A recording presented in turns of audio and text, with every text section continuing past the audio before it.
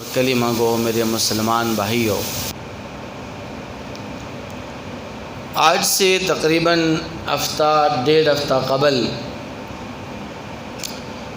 Social media کے اوپر، electronic media, print media کے اوپر ایک متنازع انٹرویو شائع ہوا،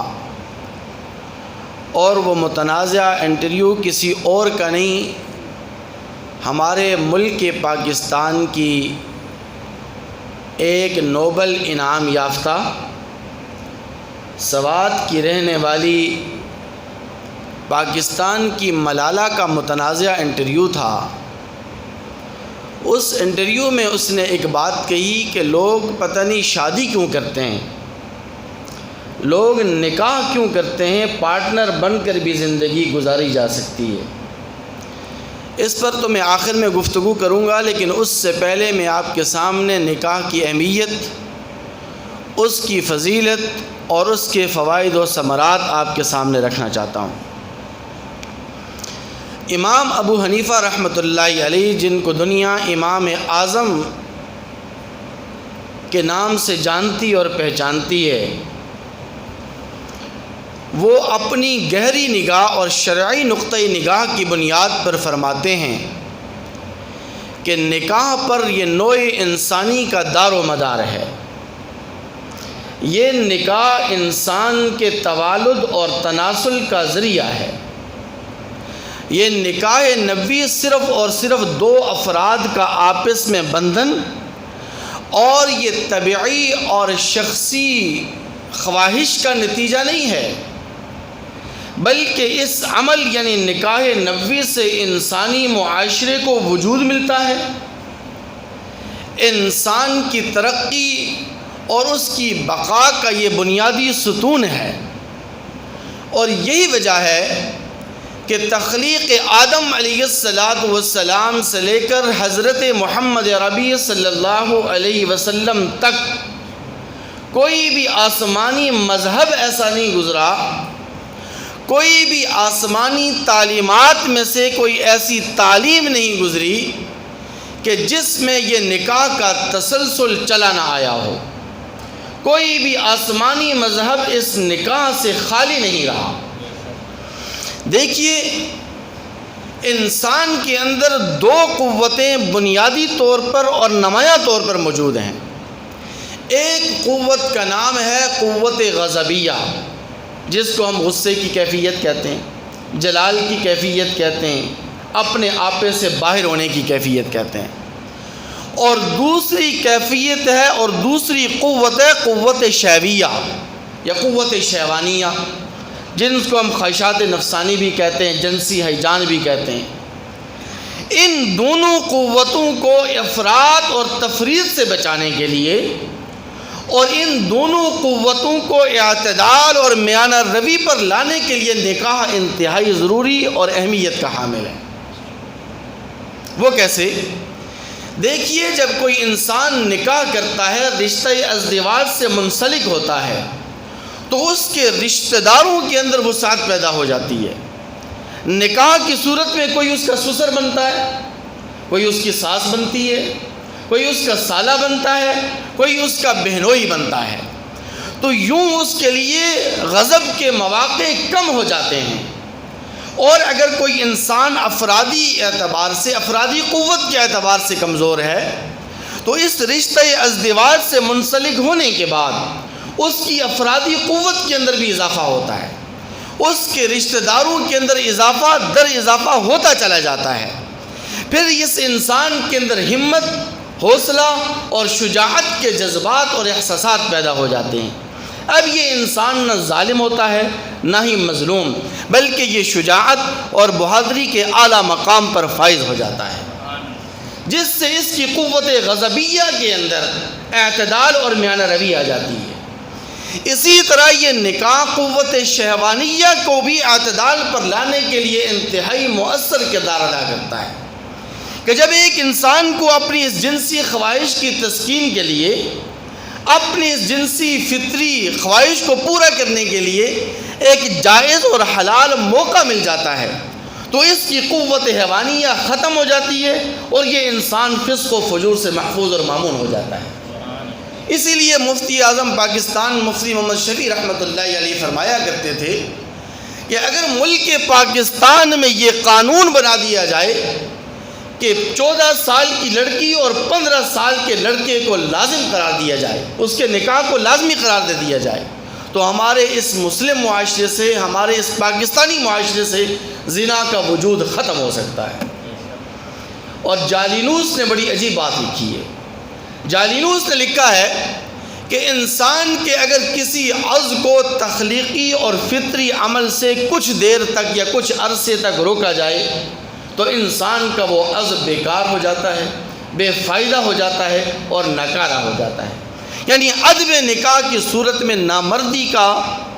شکار ہو سکتا ہے یہ انسان، اور نامردی کا یہ جو تسلسل ہے یہ بڑھ سکتا ہے۔ اس لیے انسان کو نامردی سے بچانے کے لیے بھی نکاح انتہائی اہمیت کا حامل ہے۔ نکاح کے فوائد اور ثمرات میں سے ایک بہت بڑا فائدہ یہ بھی ہے کہ نکاح سے انسان کے حوصلوں کو بلندی ملتی ہے، کیونکہ جب ایک مرد شوہر بنتا ہے تو وہ صرف شوہر ہی نہیں بنتا بلکہ گھریلو نظام کا ذمہ دار اور سربراہ بھی بن جاتا ہے۔ پھر وہ سوچتا ہے کہ میں خود کماؤں گا، ملازمت کروں گا، کاروبار کروں گا، تجارت کروں گا، خود بھی کھاؤں گا، اپنے بیوی بچوں کو بھی کھلاؤں گا اور رشتہ داروں اور عزیز و اقارب کو بھی کھلاؤں گا۔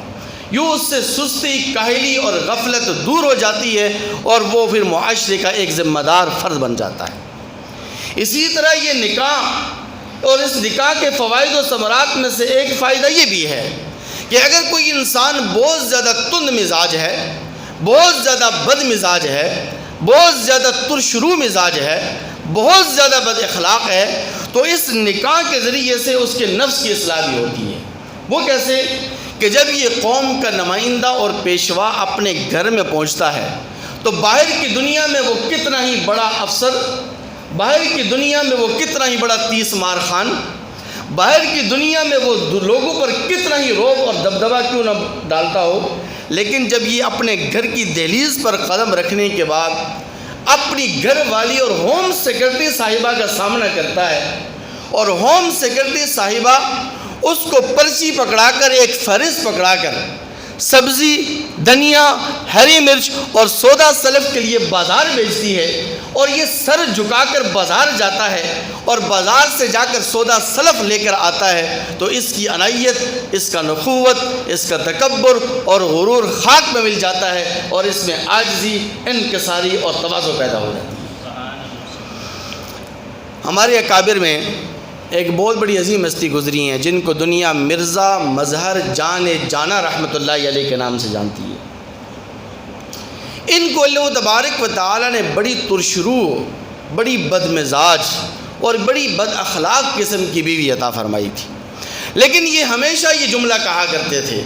کہ اللہ تبارک و تعالیٰ نے مجھے ایک ترشرو اور بد مزاج بیوی عطا فرما کر میرے نفس کا اصلاح کا ذریعہ اس کو بنا دیا ہے۔ میں اپنی اس بیوی کی ترشروئی اور بد مزاجی کو اس لیے برداشت کرتا ہوں کہ اس سے میرے نفس کی اصلاح ہو جاتی ہے۔ نکاح کے فوائد اور ثمرات میں سے ایک سب سے بڑا فائدہ یہ بھی ہے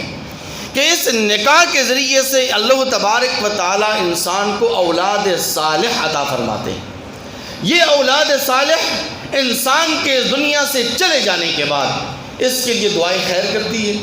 اس کے لیے ایصال و ثواب کرتی ہے، تو اس سے یہ انسان اس دنیا سے چلے جانے کے بعد اس کا وجود ختم نہیں ہوتا بلکہ اس کے صدقہ جاریہ جاری اور ساری رہتا ہے۔ میرے بھائیوں، بھائی عزیز بستامی رحمۃ اللہ علیہ فرماتے ہیں